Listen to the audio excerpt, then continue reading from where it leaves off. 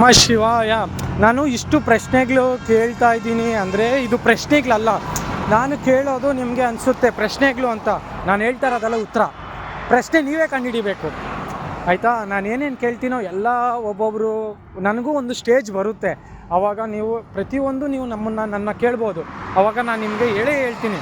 ಆದರೆ ನಾನು ಏನೇನು ಕೇಳಿದ್ದೀನೋ ನಾನು ಏನೇನು ಹೇಳಿದ್ದೀನೋ ಅದೆಲ್ಲ ನನಗೆ ಜ್ಞಾಪಕ ಇರುತ್ತೆ. ಆದರೆ ನೀವು ನನಗೆ ಒಂದು ಸ್ಟೇಜ್ ಬಂದಾಗ ನೀವು ನಮ್ಮನ್ನು ಪ್ರಶ್ನೆ ಮಾಡಿದಾಗ ಅವಕ್ಕೆ ನಾನು ಹೇಳ್ತೀನಿ. ಅದಕ್ಕೆ ನಾನು ಉತ್ತರ ಹೇಳ್ಬಿಡ್ತೀನಿ. ಪ್ರಶ್ನೆ ನೀವೇ ಕಂಡುಹಿಡ್ಕೊಬೇಕು ಅಂತ. ಆದರೆ ನಿಮಗೆ ಪ್ರಶ್ನೆ ಕೇಳೋ ಥರ ಅನಿಸುತ್ತೆ. ಆದರೆ ನಾನು ಯಾವತ್ತೂ ನಾನು ಪ್ರಶ್ನೆ ಕೇಳಲ್ಲ, ಉತ್ತರನೇ ಹೇಳೋದು.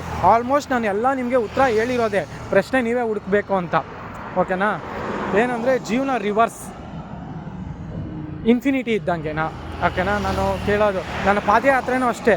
ನಮ್ಮಲ್ಲಿರೋ ಕನ್ಫ್ಯೂಷನ್ಸ್, ನೀ ಯಾರು ಅಂದರೆ ಅದೇ ಹುಡುಕ್ತಾ ಇರೋದು. ನೀ ಯಾರು.